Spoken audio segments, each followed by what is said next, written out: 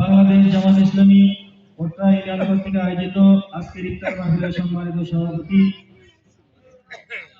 অত্র ইউনিয়নের সম্মানিত আমির জনাব মাওলানা মোহাম্মদ আব্দুর রহিম, প্রধান মেহমান হিসেবে উপস্থিত রয়েছে গণমানুষের সংগঠন বৃহত্তর ইসলামী আন্দোলন শহীদি কাফেলা বাংলাদেশ জামাত ইসলামী কেন্দ্রীয় মজলিস শুরার অন্যতম সদস্য সাবেক ছাত্রনেতা বরিশাল জেলার সম্মানিত নায়েব আমির বিশিষ্ট শিক্ষাবিদ ইসলামী চিন্তাবিদ জনাব আলহাজ মাস্টার মোহাম্মদ আব্দুল মান্নান উপস্থিত রয়েছেন।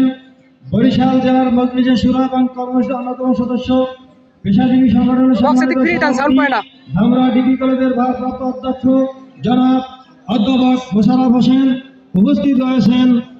উজিরপুর উপজেলার সাবেক সংগ্রামী আমির বরিশাল জেলার গোলাম বিভাগের সম্মানিত সভাপতি বিশিষ্ট ইসলামী চিন্তাবিদ গণমানুষের নেতা জনাব হাফেজ মাওলানা মোহাম্মদ কাউসার হোসেন সহ বিভিন্ন পর্যায়ের নেতৃবৃন্দ, আমন্ত্রিত অতিথিবৃন্দ, আসসালামু আলাইকুম ওয়া রাহমাতুল্লাহি ওয়া বারাকাতুহু। সম্মানিত উপস্থিতি, আমরা সকলেই জানি পবিত্র মাহে রমজান মাস আত্মশুদ্ধির মাস, আল্লাহকে ভয় করার মাস। এই মাসে যদি আমরা আল্লাহ রাব্বুল আলামিনকে ভয় করার শিক্ষা গ্রহণ করতে না পারি, আল্লাহর পক্ষ থেকে এমন কোনো বিধান আসেন নাই যেই বিধানের মাধ্যমে আমরা আল্লাহকে ভয় করতে পারি। আমি আপনাদেরকে একটি ছোট্ট উদাহরণ পেশ করতে চাই। বাংলাদেশের একজন মুসলিম কানাডায় তিনি চলে গেলেন চাকরির জন্য। সেখানে গিয়ে তিনি রমজান মাসে রোজা রাখা শুরু করলেন। সেখানে একজন দায়িত্বশীল ব্যক্তি তিনি দেখলেন দিনের বেলা উনি খানাপিনা বন্ধ করে দিয়েছেন। তাকে জিজ্ঞাসা করা হলো, তুমি কেন খাও না? যে আমাকে যেই মহান রব্বুল আলামিন সৃষ্টি করেছেন সে আল্লাহ পাকের হুকুম হচ্ছে এই রমজান মাসে দিনের বেলা মুসলমানদের আল্লাহ খানাপিনা হারাম করে দিয়েছেন। তারপরে তিনি তাকে বললেন, তুমি যদি এখানে বসে না খাও, যদি তুমি মানুষকে ভয় করো, তোমাদের মুসলিম ভাইকে ভয় করো, আমি আলাদা একটা ঘর দেই, সেই ঘরে গিয়ে তুমি খানাপিনা খাও। বলছেন আমি ওই ঘরে খানাপিনা খেলেও যে আল্লাহ আমাকে সৃষ্টি করেছেন সে আল্লাহ রাব্বুল আলামিন অবশ্যই তোমাকে দেখবেন। তখন তিনি তাকে বললেন, যেই এত মহান আল্লাহকে তোমরা ভয় করো, তাহলে তোমাদের দেশে তো কোনো চুরি নেই, কোনো বাটপারি নেই, কোনো রাহাজানি নেই, কোনো হত্যা নেই, কোনো জুলুম নেই। তখন তিনি চোখের পানি ছেড়ে দিয়ে বললেন, আমাদের দেশে সবই আছে, কিন্তু একমাত্র আল্লাহ রাব্বুল আলামিনকে ভয় করার না কারণেই আজকের বাংলাদেশের এই অবস্থা। সম্মানিত হাজিরিন, এই মাসটা রমজান মাস। মূলত রমজান মাস আল্লাহ রাব্বুল আলামিন একমাত্র আল্লাহর ভয় আমাদের অন্তরে জাগ্রত করার জন্যই মূলত ফরজ করেছিলেন। আমরা যদি আল্লাহর ভয় জাগ্রত করতে পারি, ইনশাআল্লাহ আমরা মুমিনে কামেল হতে পারবো।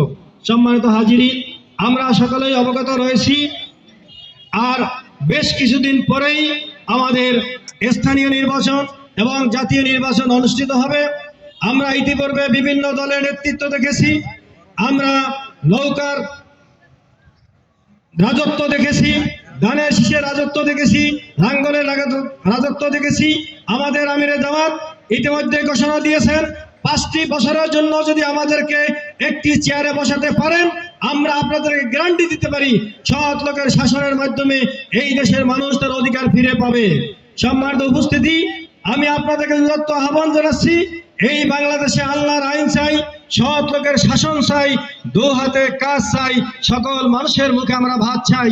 এই স্লোগান দিয়ে যদি ওই পার্লামেন্টে আমরা সৎ এবং যোগ্য নেতৃত্ব যদি গঠন করতে না পারি, কিয়ামত পর্যন্ত বাংলাদেশে পালাবদল হবে, কিন্তু এই বাংলাদেশে কোরআনের আইন প্রতিষ্ঠিত হবে না। ঠিক না বেঠিক?